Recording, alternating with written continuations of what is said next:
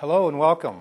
My name is Rand Marquardt, and I'm a performance enhancement coach specializing in the mental, emotional, and spiritual aspects of golf.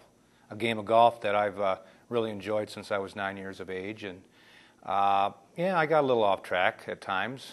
I had my bouts with some fears and some anger and frustration issues, and I don't know if anybody else has felt like those kinds of experiences. Has anybody else ever felt, any frustration or irritation or embarrassment or things like that? I know I've experienced all of it myself.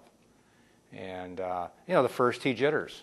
Does everybody experience the first tee jitters a little bit? I mean, Jack Nicklaus said the difference between being nervous and scared is being prepared. So we're all going to have a little bit of nervousness. Okay, I think it's just natural for us to have a little bit of that excitement. If we didn't have a little bit of that, I'm not sure, we would even, be here for that matter. So I think we all have a little bit of that nervousness. Would you agree? Yeah. Yeah. And now, when it crosses the line to being scared, well, then perhaps we're not prepared as well as we would like, mentally and physically. I went through a life education program. And I went to some life coaching, and I did a lot of work, a lot of investment in myself. And when I was going through all this, a couple years worth, as a matter of fact, I was also realizing, because this is about finding my authentic self and connecting with who I really am. But when I was there, I was also thinking, it'd be nice to play a little better golf.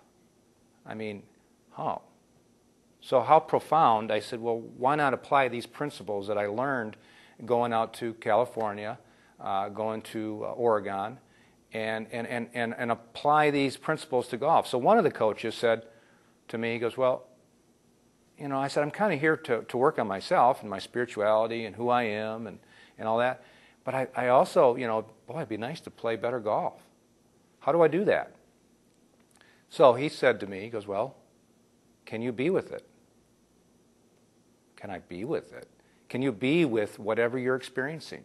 Can you be with those fears that you have? Wow. I always thought fears was something you ran from, and that you just tried to pretend they weren't there. So what I mean by being with my fears is that I started to observe myself. I started to almost, like looking through the hall of mirrors, almost like, well, here I am golfing. Isn't this interesting that this person here is feeling this? Am I feeling sweaty palms? Am I feeling the butterflies? Am I feeling the first tee jitters? Yeah. Am I feeling the yips? Certainly. Okay? The yips will paralyze a person and take a grown man or woman just down to their knees almost. The fear of a 4-foot putt, usually in the beginning of your round. Have any of you ever experienced or do you know what I'm saying when I say the yips? Have you ever had any experiences where you actually feel like you're shaking over a short little putt that you're supposed to make? Huh? I do a lot. You do a lot? Yeah. Why, you feel like you're supposed to? I'm supposed to get the ball in. I'm supposed to get the ball in. Yeah, I always think of watching TV and some of these, real good golfers.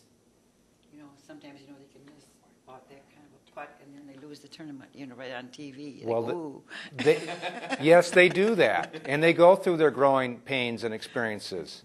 I was watching a tournament recently in the last few weeks, trying to think of the young pro's name, but he laid up on a par 5, and the announcers were going, oh boy, look, he's coming in, he has a chance to win this tournament. And he started to feel the pains, and I think it was Ian Baker Finch was saying that he started to get into his thoughts. He started to lose his artistry. He started to lose his right brain, okay? Because golf is basically, you got to let go of your thoughts. It's not an intellectual game. You got to get that left brain, that left analytical brain out of the equation, and you got to play by your right brain, which is your artistic brain. And you let it happen, and so forth. So the young pro came in, and he laid up, and then he got on the green, and lo and behold, he ended up 3-putting for a bogey on the last hole. And they made note that, I've been through this before. Okay, so this is a growing experience for all of us. So do any of you watch golf on television and you see that, hey, even the pros can miss putts this short? And you could do it probably 990 times out of 1,000 if you were on the putting green. But what is it about the event that causes us to tense up? And that's kind of like why we're here. Is tell me what you want and I'll show you how to get it. Okay? Because I'm working on these processes myself. Is that now what happened there is I wanted that putt so badly that I ended up pushing it further away because I got ahead of myself. I got out of the zone, which is the zone is only in the present moment of now, and we'll talk about the zone in a little bit. But the zone exists now. In fact, that's all we really ever have is now. And if I start getting ahead of myself, if I start thinking, oh gosh, I want this so bad, I've projected myself into the future, which hasn't happened yet. Oh, I better make this putt. What will everybody think if I miss? Embarrassment, humiliation. You're not supposed to miss the short 4 or 5 straight in putt. You know what? I think that 6, 7, 8 foot straight in putt is one of the most difficult putts in golf. Sometimes we'd rather have a little break to it. That way nobody's going to hold us too accountable for missing that short straight in putt.